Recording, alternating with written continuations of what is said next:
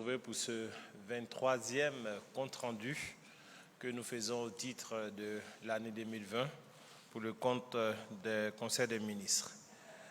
À présent, le communiqué. Le mercredi 30 septembre 2020, un Conseil des ministres s'est tenu de 11h à 14h45 à la Fondation Félix Houphouët-Boigny pour la paix, à Yamoussoukro, sous la présidence de son Excellence M. Alassane Ouattara, président de la République et chef de l'État. L'ordre du jour de cette réunion comportait des mesures générales comprenant des projets de loi ainsi que des projets de décret, des mesures individuelles, des communications et quelques points divers. Au chapitre des mesures générales, projet de loi, au titre du ministère du Budget et du portefeuille de l'État, le Conseil a adopté un projet de loi de finances portant budget de l'État Le Conseil a adopté un projet de loi de finances portant budget de l'État pour l'année 2021 ainsi qu'une communication y afférente. Le projet de budget pour l'année 2021, élaboré dans un contexte marqué par la maladie à coronavirus COVID-19, vise à contribuer à la relance des activités économiques profondément impactées par les effets de la pandémie et à poursuivre les objectifs de développement du gouvernement orientés vers l'amélioration des conditions de vie des populations. Dans cette perspective, le projet de budget pour l'année 2021, deuxième projet élaboré sous la forme de budget-programme, est structuré en 35 dotations et 149 programmes budgétaires logés au sein des institutions et des ministères. Il s'équilibre en ressources et en charges à 8 621,1 milliards de francs CFA et enregistre une progression de 6,9% par rapport au budget initial 2020. Cet équilibre devrait évoluer pour atteindre 9 129,8 milliards de francs CFA en 2022 et 9 916,3 milliards de francs CFA en 2023. Notons qu'une mission du Fonds monétaire étant en cours, ce budget fera probablement l'objet d'un ajustement circonstancié. Au titre du ministère du Budget et du portefeuille de l'État, en liaison avec les ministères concernés, le Conseil a adopté un projet de loi portant un règlement du budget de l'État pour l'année 2019 ainsi qu'une communication y afférente. Le budget de l'État pour l'année 2019 a été arrêté en équilibre et en ressources, en charge à 7 334 milliards de francs CFA par la loi de finances du 28 décembre 2018 portant budget de l'État pour l'année 2019. En cours de gestion, des aménagements ont été apportés pour prendre en compte les évolutions observées dans l'exécution de certaines opérations prioritaires de l'État. L'ensemble de ces modifications budgétaires s'est équilibré en ressources et en dépenses à 392 milliards de francs CFA, portant ainsi le niveau du budget de l'État à 7 726 milliards de francs CFA. Les ressources prévues ont été recouvrées à hauteur de 8 067 milliards de francs CFA, soit un taux de recouvrement de 104,4%. Ces réalisations intègrent 7 384 milliards de francs CFA de ressources du budget général et 699 milliards de francs CFA de recettes des comptes spéciaux du Trésor.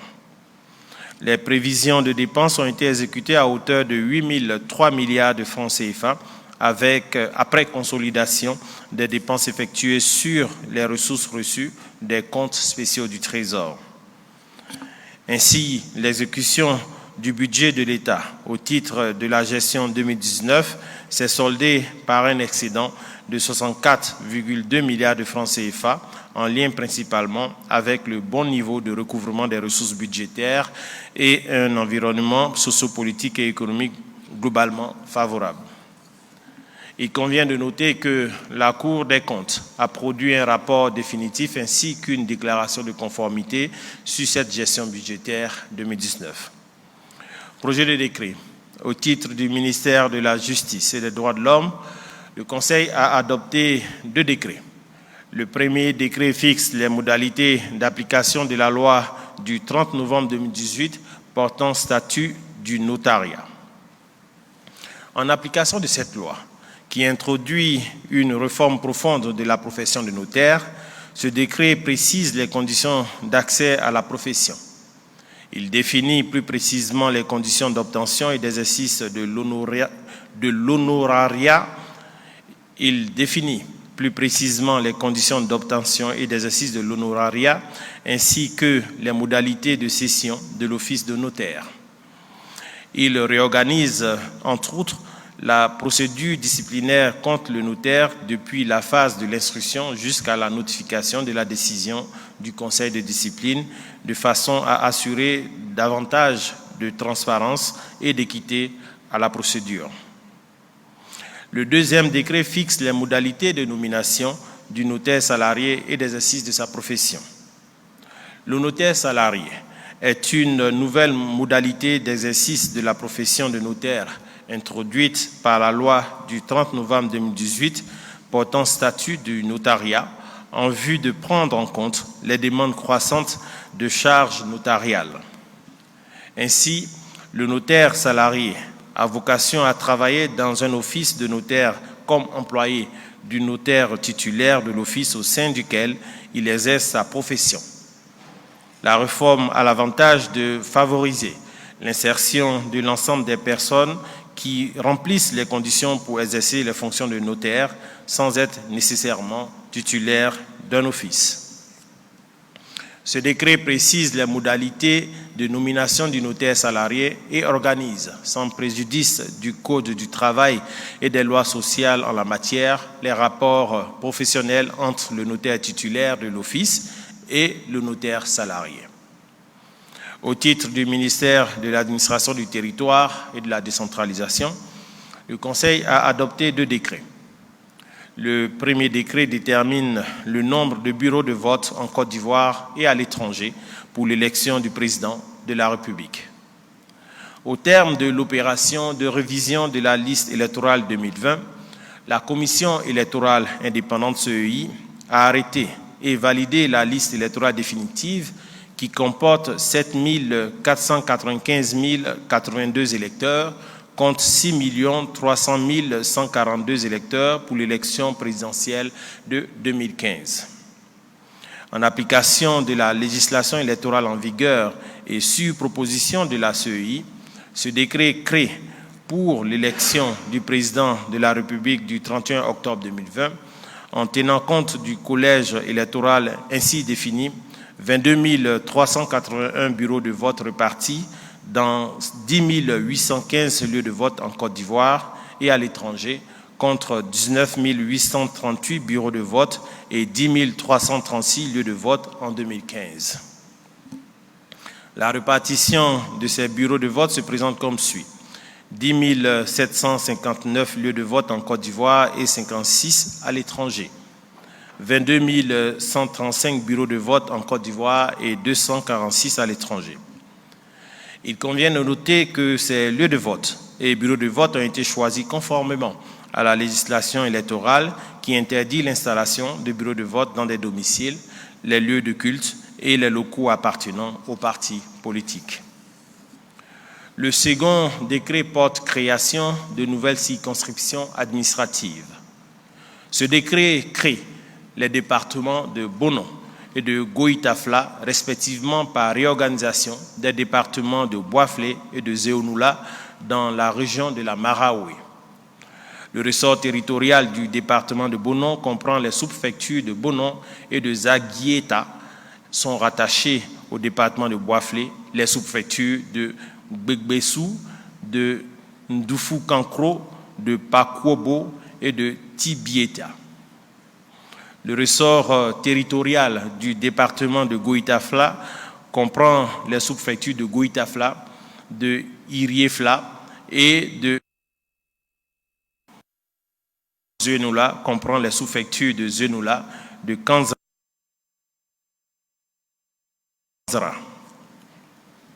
La création de ces nouvelles circonscriptions administratives répond aux vœux ardent exprimé par les populations et fait suite à la promesse du président de la République d'élever le niveau de représentation de l'État à l'échelon régional et départemental dans ces circonscriptions en raison de leur importance démographique, socio-économique et au niveau d'urbanisation. Ces outils administratifs permettent au département de Goïtafla d'être inéluctablement de véritables instruments fédérateurs des énergies en vue d'impulser davantage le progrès socio-économique. Au titre du ministère de la Construction, du Logement et de l'Urbanisme, en liaison avec les ministères concernés, le Conseil a adopté un décret portant déclaration d'utilité publique des sites affectés à la réalisation de la centrale hydroélectrique de Gribo-Popoli et des infrastructures de base associées à la centrale hydroélectrique. Au titre du ministère du Pétrole, de l'Énergie et des énergies renouvelables, en liaison avec les ministères concernés, le Conseil a adopté une communication relative à la fixation du montant de la purge des droits coutumiers fonciers des personnes affectées par le projet d'aménagement hydroélectrique de Gribo-Popoli. La centrale hydroélectrique de Gribo-Popoli, d'une capacité de 112 MW de puissance et d'un productible de 580 GWh, sera implantée sur un site situé à environ 10 km en aval de l'aménagement hydroélectrique de Soubré. Elle nécessite la mise à disposition de 2200 hectares de terre pour sa réalisation ainsi que celle des infrastructures de base associées. Le projet prévoit notamment la construction d'un poste de transformation et d'une ligne haute tension de 225 kV en coupure d'artère sur une ligne de 225 kV Soubré-San Pedro en prévision de l'évacuation de l'énergie qui sera produite par la centrale. Ces deux mesures concourent à mettre à la disposition du concessionnaire le foncier nécessaire à la réalisation du dit projet. Au titre du ministère de la Construction, du Logement et de l'Urbanisme, en liaison avec les ministères concernés, le Conseil a adopté un décret portant déclaration d'utilité publique des sites affectés à la réalisation d'une centrale à biomasse d'une capacité de 46 MW et d'un poste de transformation électrique 90-33 kV à Ayebo. La convention de concession pour la réalisation de cette centrale a été signée en 2019 entre l'État et la société BioVA avec pour objet le financement, la construction, la détention en pleine propriété, l'exploitation et le transfert d'une centrale de production d'électricité d'une puissance de 2 fois 23 MW alimentée par des résidus de palmier à huile dans la zone d'Aboisseau. Elle prévoit pour l'évacuation de l'énergie électrique la construction d'un poste de transformation électrique 90-33 kV qui servira au raccordement de la centrale à biomasse au réseau électrique national. Cette mesure a pour objet de faciliter l'acquisition des parcelles prévues pour servir d'emprise terrestre à l'implantation des ouvrages et des équipements auxiliaires de la centrale. Au titre du ministère de la Construction, du Logement et de l'Urbanisme, en liaison avec les ministères concernés, le Conseil a adopté un décret portant déclaration d'utilité publique des îlots 86, 87, 90, 91, 92, 94 du lotissement Anono-Palmeraie 3e tranche dans la commune de Cocody. Dans la perspective de prévenir durablement le déficit de production d'eau potable dans le district d'Abidjan, le gouvernement a initié le projet d'alimentation en eau potable de la ville d'Abidjan à partir de la lagune Adjien. Ce projet comprend notamment la réalisation de 2 nouveaux réservoirs de stockage de 5000 m3 chacun dans la zone est d'Abidjan. Cette mesure a pour objectif de faciliter la mise en œuvre de ce projet conçu pour apporter une réponse pérenne au déficit journalier de production d'eau potable dans les prochaines années, avec une production d'eau potable à hauteur de 150 000 m3 jour. Au titre du ministère de la Construction, du Logement et de l'Urbanisme, en liaison avec les ministères concernés, le Conseil a adopté un décret portant déclaration d'utilité publique de 6 parcelles d'une contenance de 34 hectares situées dans les localités de Kong, Korogo, Man, Odiéné, San Pedro et Séguéla. Ces différentes localités et sites ont été identifiés dans le cadre du projet Plateforme numérique de développement et de promotion de l'artisanat initié par le gouvernement pour abriter des infrastructures et des activités artisanales comprenant entre autres la réalisation de centres de formation dédiés au métier de l'artisanat. Cette mesure vise à favoriser les conditions de réalisation du dit projet. Au titre du ministère de la Construction, du Logement et de l'Urbanisme, en liaison avec les ministères concernés, le Conseil a adopté un décret portant déclaration d'utilité publique des sites affectés à la réalisation de la centrale solaire photovoltaïque de 25 MW et les infrastructures associées situées à Bengué, Bougou, Korogo. La convention de cession entre l'État de Côte d'Ivoire et la société Korogo Solaire, dont fait l'objet cette centrale, a été signée en novembre 2016 en vue d'accroître la capacité de production d'énergie électrique pour faire face à la forte demande en électricité que connaît notre pays. Cette convention prévoit la mise à disposition d'un site d'une superficie de 51,53 hectares pour la construction des ouvrages de la centrale et ses infrastructures associées. Cette mesure vise ainsi à accélérer la mise en œuvre du projet sur le site concerné. Au titre du ministère de la Construction, du Logement et de l'Urbanisme, en liaison avec les ministères concernés, le Conseil a adopté un décret portant approbation et déclaration d'utilité publique de la parcelle du terrain urbain formant le lot 1059, 6 au quartier commerce, commune de Boaké, objet du titre foncier 36 044 du Baoulé, destiné à accueillir la future gare de la société de transport abidjanais, en abrégé SOTRA. L'État de Côte d'Ivoire et la SOTRA ont convenu d'étendre le champ d'exploitation des activités du transport urbain de cette société à la commune de Boaké. La parcelle de terrain urbain formant le lot 1059 a été identifiée dans le cadre de la mise en œuvre de la convention pour abriter la future gare centrale de la SOTRA à Boaké. Cette mesure vise à déclarer d'utilité publique l'îlot identifié en vue de la réalisation du projet.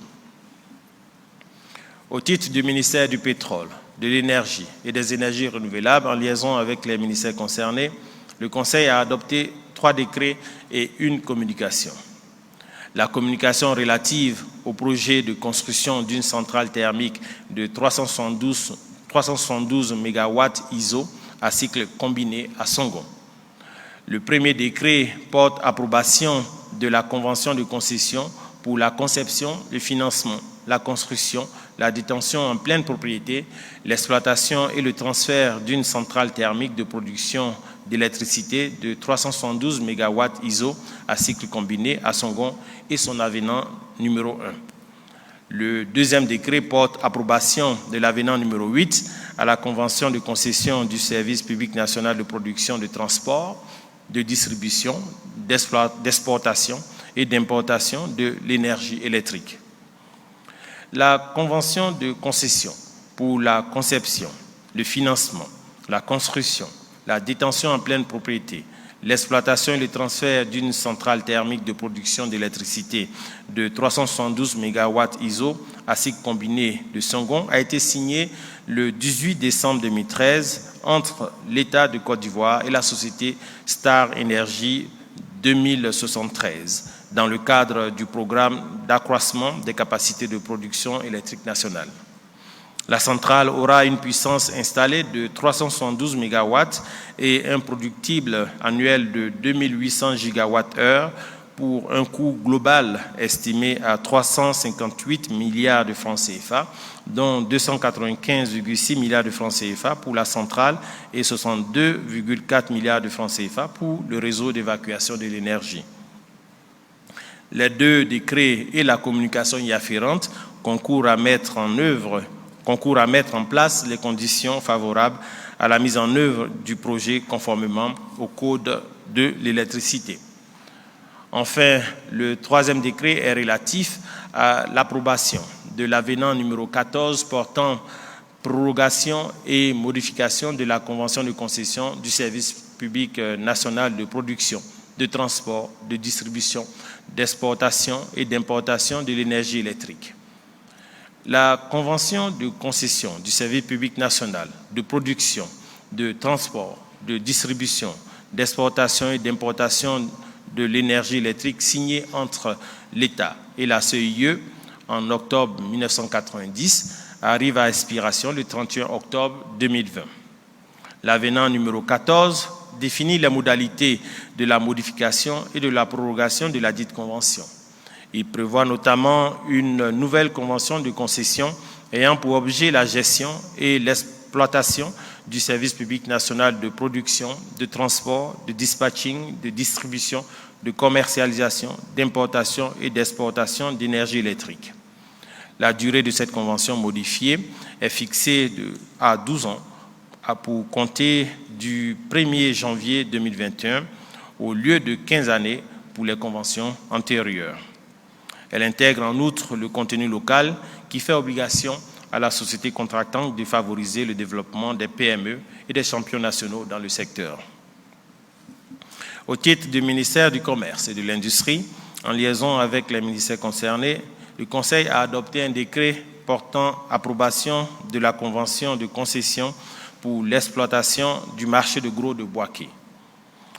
Le marché de gros de Boaké fait partie d'un ensemble d'infrastructures mises en place en 1998 par le gouvernement afin d'assurer la sécurité alimentaire et d'améliorer les circuits de commercialisation des produits agricoles et alimentaires.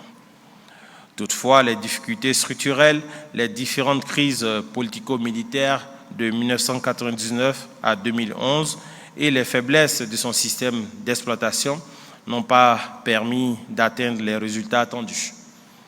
Ainsi, une révision de la convention est intervenue d'une part en vue de l'adapter à l'environnement socio-économique actuel et d'autre part de mettre en œuvre le plan stratégique de redynamisation du marché de gros de Boaké. Ce décret approuve conformément à la législation en vigueur les clauses conventionnelles préalablement à leur entrée en vigueur. Au chapitre des mesures individuelles, au titre du Premier ministre, chef du gouvernement, ministre de la Défense, le Conseil a adopté une communication relative aux délibérations du comité chargé de l'examen des projets de nomination dans les départements ministériels du 25 septembre 2020. Le comité chargé de l'examen des projets de nomination dans les départements ministériels s'est réuni le vendredi 25 septembre 2020 sous la présidence de M. le Premier ministre, chef du gouvernement, ministre de la Défense, représenté par le garde des Sceaux, ministre de la Justice et des Droits de l'Homme. L'ordre du jour de la réunion a porté sur l'examen des propositions de nomination au sein des administrations, des structures sous tutelle de 30 départements ministériels.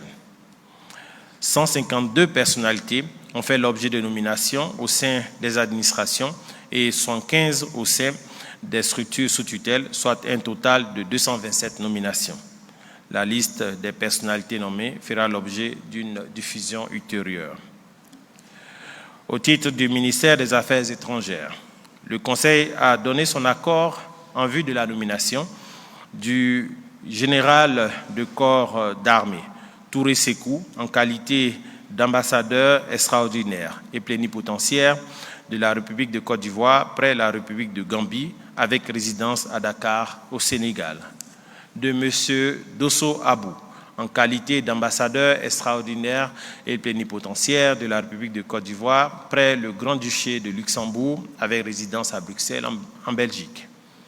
De M. Boafo Kwadio Jean-Roger, en qualité de représentant permanent de la République de Côte d'Ivoire près les organisations mondiales du tourisme, OMT, avec résidence à Madrid, en Espagne. De M. Jean-Christophe Béliard, en qualité d'ambassadeur extraordinaire et plénipotentiaire de la République française près la République de Côte d'Ivoire, avec résidence à Abidjan.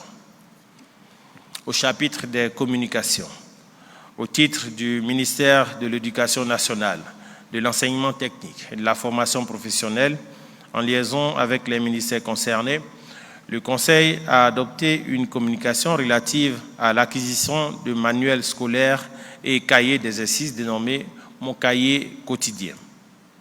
Ces différents supports didactiques ont été conçus pour prolonger l'activité pédagogique hors des salles de classe en vue d'améliorer les performances scolaires en proposant aux élèves divers exercices de fixation et de consolidation. Le Conseil a décidé pour la rentrée scolaire 2020-2021 d'acquérir progressivement ces supports pédagogiques en commençant par les classes de cours préparatoires CP, du cours élémentaire CE, pour tenir compte des contraintes budgétaires. Ainsi, 9 millions d'exemplaires des manuels scolaires pour les classes de CE1 et CE2, ainsi que 1,6 million d'exemplaires des cahiers d'exercice, Mon cahier quotidien, pour les classes de CP1 et CP2, sont prévus pour être distribués gracieusement aux élèves pour un coût global de 9,7 milliards de francs CFA. Au titre du ministère de la Santé et de l'Hygiène publique, le Conseil a adopté 2 communications. La première communication est relative au changement de périodicité de l'enquête démographique de santé, en abrégé EDS, en Côte d'Ivoire. L'EDS est un indicateur important de performance qui permet d'apprécier les efforts des gouvernements en ce qui concerne la santé de la mère et le ratio de mortalité maternelle, de recueillir des indicateurs sur les autres programmes de santé et d'agir significativement sur l'indice de développement humain IDH. En lieu et place de l'EDS simple, dont notre pays avait fait l'option avec une périodicité de 4 ans, le Conseil a décidé d'évoluer vers le modèle EDS continu, réputé plus fiable en termes de données récentes, abondantes et crédibles, à même de favoriser une planification efficiente des interventions du gouvernement. La deuxième communication est relative à l'analyse de la mise en œuvre du plan de riposte contre la maladie à coronavirus COVID-19 au 23 septembre 2020. À la date du 23 septembre 2020, la Côte d'Ivoire compte 19 430 cas confirmés, dont 58% de sexe masculin et 42% de sexe féminin. Le nombre de personnes guéries est en hausse de 95%, soit 18 875 cas de guérison et 120 décès à ce jour, soit 0,6% de létalité, avec 435 cas actifs. La ville d'Abidjan demeure l'épicentre de la pandémie avec 95% des cas confirmés, dont 29% dans le district sanitaire de Makori-Trècheville et 30% dans le district sanitaire de Cocody-Benjerville. Toutefois, il a été observé de façon générale, notamment dans le district d'Abidjan, une tendance régressive du nombre de cas au cours des 14 derniers jours. Le taux de positivité des échantillons, quel que soit le nombre de tests réalisés, est de moins de 5% sur les 7 derniers jours. Ce taux correspond au seuil requis par l'OMS pour évoquer le contrôle de la maladie. Cette évolution positive de la situation a permis d'augmenter la capacité hospitalière à Abidjan. Cependant, compte tenu de la caractéristique maligne de la maladie, il est recommandé de vivre avec le virus dans un état de vigilance maximale. Aussi, le Conseil a instruit le ministre de la Santé et l'ensemble des ministres concernés à l'effet de maintenir l'urgence sanitaire jusqu'à la fin du mois de décembre 2020, de poursuivre la stratégie de dépistage ciblé et de protéger les personnes vulnérables et exposées.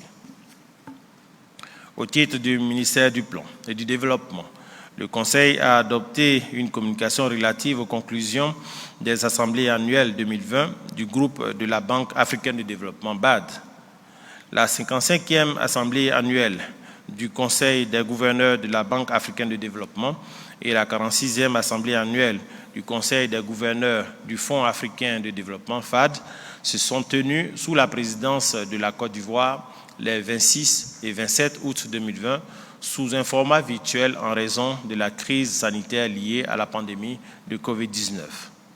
À l'occasion de ces travaux, le président de la BAD a souligné les pertes de croissance économique à travers le continent du fait de la pandémie et a pris l'engagement, au titre de la Banque, d'aider l'Afrique à se reconstruire en accordant une plus grande attention à la qualité de la croissance, à la santé, au climat et à l'autonomisation des populations. Cette dernière édition des assemblées annuelles du groupe de la Banque africaine de développement a été marquée par la réélection du Dr Akiwumi Adesina, président actuel de la Banque, à l'unanimité des pouvoirs de vote.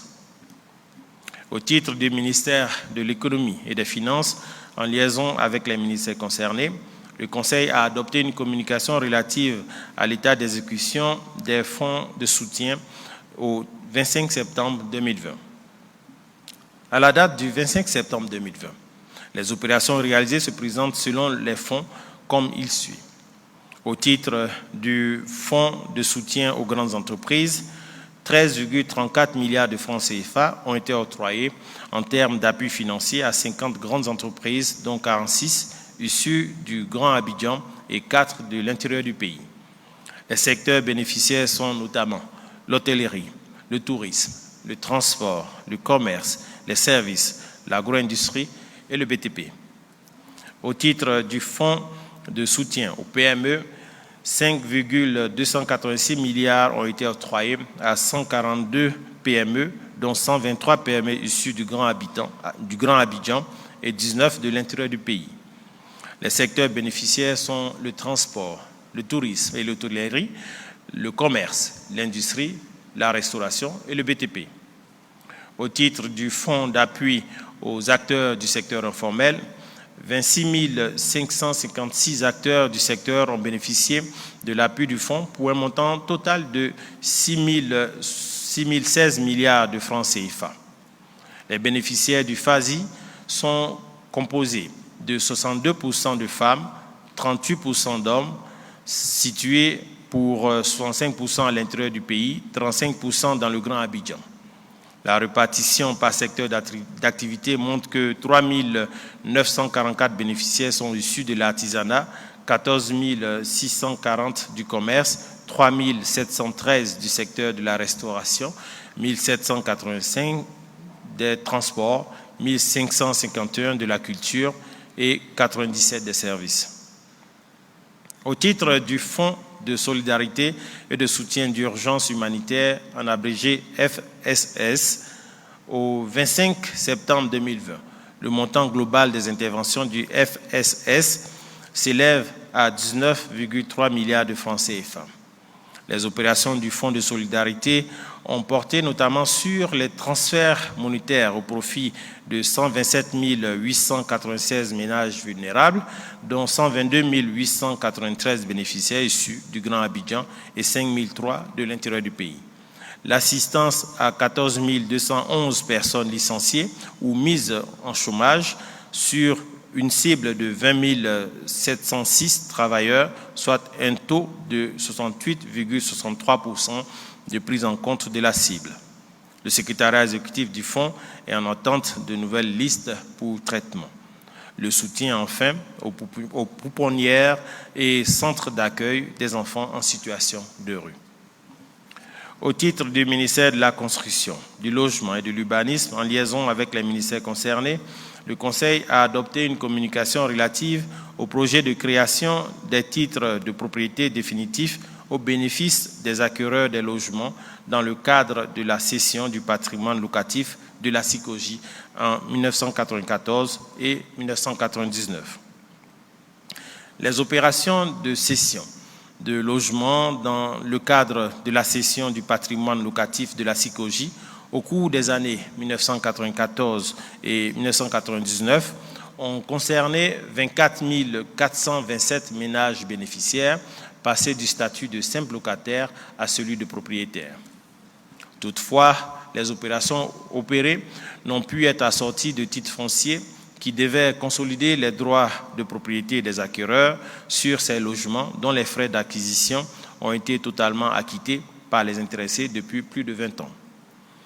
Aussi, pour remédier à cette situation, le gouvernement, en collaboration avec la SICOGI, a mis en place une opération d'envergure de création et de délivrance simplifiée des titres de propriété définitifs au bénéfice des acquéreurs des dits logements. Cette opération est prévue pour une durée de 60 mois afin de purger définitivement cette question. Au titre du ministère des Sports, le Conseil a adopté une communication relative à l'inauguration du stade olympique d'Ebimpe.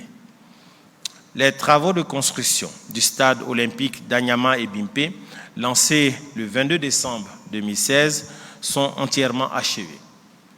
L'inauguration de ce joyau architectural de plus de 60 000 places, fruit de la coopération réussie entre la Côte d'Ivoire et la Chine, aura lieu le samedi 3 octobre 2020 sous la présidence et la présence effective du président de la République.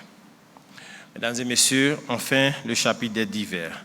Vous noterez dans votre agenda que le président de la République, au cours de son séjour ici à Yamoussoukro, aura à faire l'inauguration à 17h ce jour même, l'inauguration de la voirie réhabilitée de Yamoussoukro. Et le jeudi, à 10h le jeudi matin, aura lieu une cérémonie, l'ouverture de la cérémonie de la 7e édition de la Journée nationale du cacao et du chocolat. Ce même jeudi, demain à 16h, il y aura l'inauguration du Centre d'innovation et de technologie de l'ANACADRE sous la présidence du président de la République, et à 16h45, une rencontre spécifique avec la Chambre des rois et chefs traditionnels. D'autre part, vous noterez aussi que ce conseil marque le dernier du genre avant l'élection du président de la République, et il faut juste le relever. L'ombre de fin regretté Amadou Gon Coulibaly a fortement plané sur ce conseil. Mesdames et messieurs, avec votre permission, j'aimerais vous donner la parole pour que nous puissions aborder les questions liées à ce compte-rendu, premièrement, avant d'aborder les questions d'ordre divers. Merci beaucoup.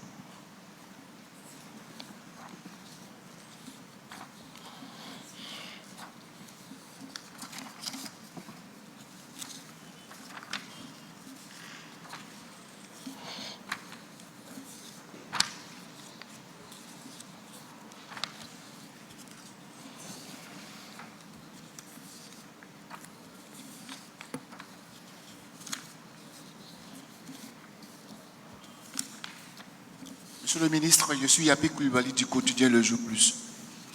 Au titre du ministère de l'Administration et du Territoire, Monsieur le ministre, en érigeant de plus en plus des localités considérées et sûres comme petites, sans véritable commodité en département, n'êtes-vous pas en train de marcher dans les pas de Laurent Gbagbo qui, à l'approche de la présidentielle de 2010, a décrété 1126 petites localités en communes comme Haricot, Kaha, Mankono, Boufo-Doumé, qu'après vous, il y a un autre décret pour supprimer tous ces départements qui n'ont pas de véritables moyens pour se développer.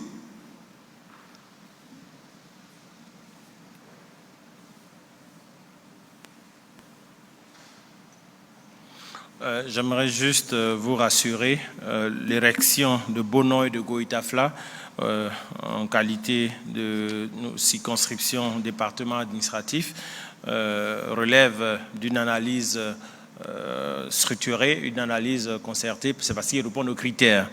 Il faut juste relever qu'au titre du département, du nouveau département de Bono, c'est un département qui compte près de 156 924 habitants. Et pour ce qui est de Goïtafla, c'est un département qui compte près de 62 132 habitants.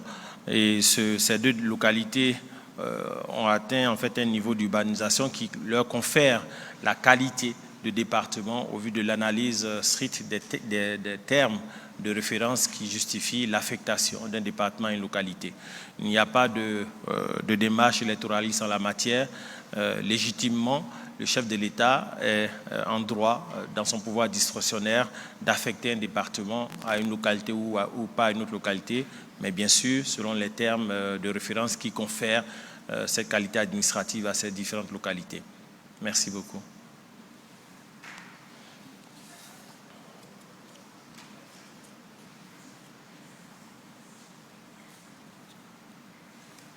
Monsieur le ministre, René Suleiman, je suis journaliste à Kouassi.com. Monsieur le ministre, on s'attendait à l'annonce du prix du kilogramme du cacao. Vous nous avez dribblé, c'est quand? Demain, c'est l'ouverture de la campagne, le 1er octobre. Je pense que si vous suivez avec nous l'actualité, ou bien depuis des années, vous saurez que souvent la journée du café, et du cacao et du chocolat est toujours le bon prétexte pour faire de très belles annonces aux planteurs. C'est pour ça que je vous ai donné tantôt le rendez-vous de demain. Soyez présents, vous serez certainement bien informés. Merci beaucoup.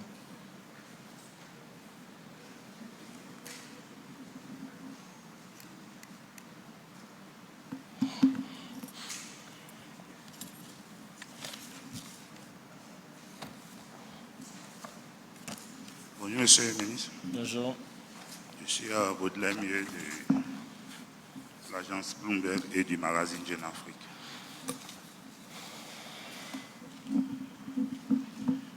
Lorsque vous donniez le budget programme 2021, vous êtes juste appesanti sur les chiffres globaux de 8 621 milliards, 1. Je voulais savoir, est-ce que vous pouvez venir un peu sur les détails? Les recettes qui sont attendues sont de l'ordre de combien? Et les dépenses sont de l'ordre de combien? Puisque vous dites que ça s'équilibre, mais parfois il y a des gaps, puisque dans les programmes et les FMI, il y a toujours cette question de déficit budgétaire. Donc je voulais savoir au niveau des recettes et des dépenses, est-ce que vous pouvez nous donner quelques chiffres? Et je vais revenir sur la prorogation, le renouvellement du contrat de concession du groupe CIE. Vous avez mentionné qu'il passe désormais à 12 ans au lieu de 15 ans pour les précédentes concessions. Ma question, je voulais savoir pourquoi on est passé de 15 ans à 12 ans. Et deuxième élément, je voulais savoir quels sont aujourd'hui les réaménagements qui ont été faits, parce que selon certaines informations, les différentes concessions qui avaient été faites à l'époque se sont faites sur la base d'une rémunération de la CIE sur les chiffres d'affaires du secteur. Je voulais savoir, est-ce qu'on a continué, se posséder cette pratique, ou dans le cas de la nouvelle concession, il a été mis en œuvre une nouvelle pratique? Je vous remercie.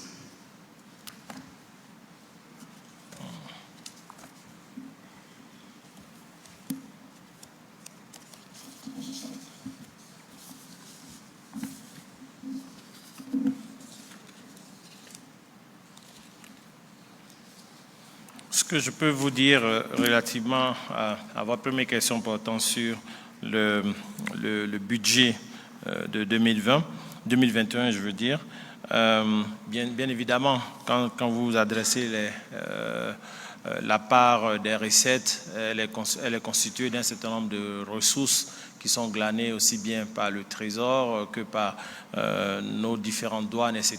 Je peux vous en faire cas tout à l'heure. C'est un dossier volumineux comme ça. Je pourrais partager ça avec vous. Sans conséquence, il n'y a vraiment rien à cacher à ce niveau.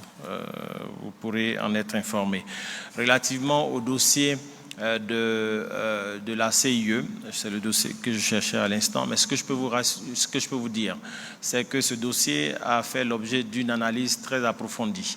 Les termes de la nouvelle convention sont à l'avantage de la Côte d'Ivoire pour une meilleure maîtrise des leviers à l'effet de pouvoir lui permettre au gouvernement de prendre l'initiative dans le cas où nous constatons une non-exécution des différents termes, contrairement à la précédente convention qui avait plus d'obligations et ne donnait pas de flexibilité à l'État de Côte d'Ivoire en termes de réquisition dans le cas où nous observions que certains termes, je veux dire, n'étaient pas exécutés, tels que par exemple le taux horaire de coupure d'électricité, quand c'était un peu trop élevé, c'était assez difficile de sanctionner la structure en question qui était maîtresse de cette convention.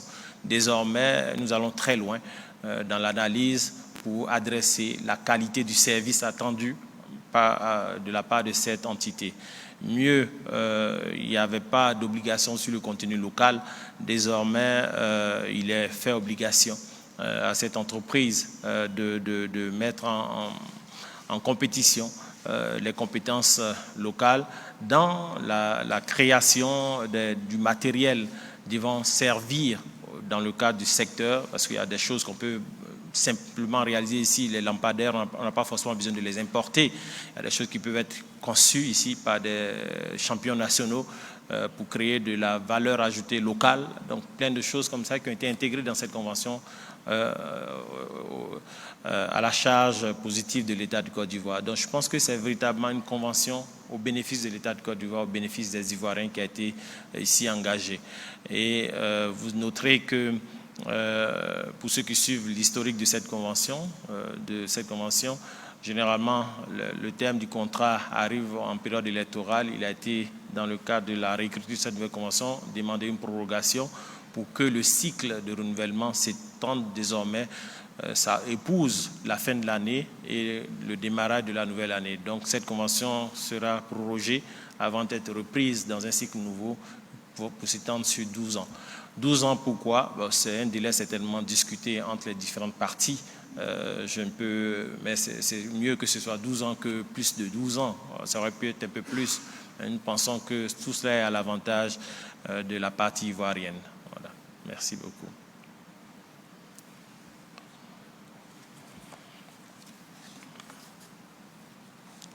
Bonjour, Monsieur le Ministre. Bonjour. Je suis Assoumou Didier de Abidjan.net. Alors, permettez-moi de revenir sur la question de la nouvelle concession avec la CIE qui repart pour 12 ans. Alors, le chef de l'État, en 2016, lors de la fête de travail, avait fait une promesse de vouloir rompre le monopole des sociétés de distribution et d'électricité et d'eau. Je cite, il faut mettre fin au monopole de la CIE et de la SODECI. Donc, cette déclaration est du chef de l'État lors de la fête de travail en 2016.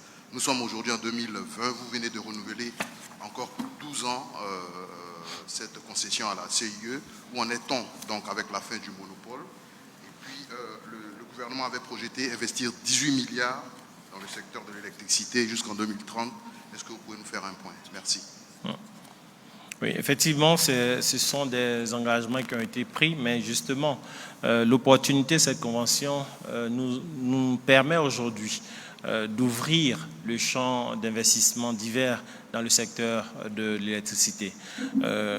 Aujourd'hui, l'ouverture du secteur est réelle dans le cadre de la production. Vous avez cette... Avant, c'était exclusivement la CIE. Aujourd'hui, vous avez Cyprel, etc. Ce sont autant de noms que vous entendez dans votre paysage aujourd'hui. Donc, nous sommes déjà dans la libéralisation, dans la production. Dans un court terme, le secteur du transport, enfin, l'axe transport sera libéralisé encore plus et le segment commercialisation le sera encore plus. Il faut aller par étapes au risque de désorganiser cet écosystème qui a pris du temps et de l'énergie, surtout beaucoup d'argent pour arriver à son équilibre. Nous sommes aujourd'hui, nous sommes bénéficiaires, nous produisons assez et c'est un secteur qui apporte beaucoup de valeur ajoutée. Donc il faut aller étape par étape, mais la Convention nous donne cette capacité aujourd'hui de dire, ben, écoutez, dans une courte échéance, dire que bon, le segment transport, nous pouvons légitimement décider qu'un autre acteur puisse entrer dans le segment transport. Pareil pour la commercialisation. Ce qui est déjà le cas aujourd'hui avec la production, comme je l'ai dit tantôt. Voilà. Merci beaucoup. C'est tout. Les questions diverses.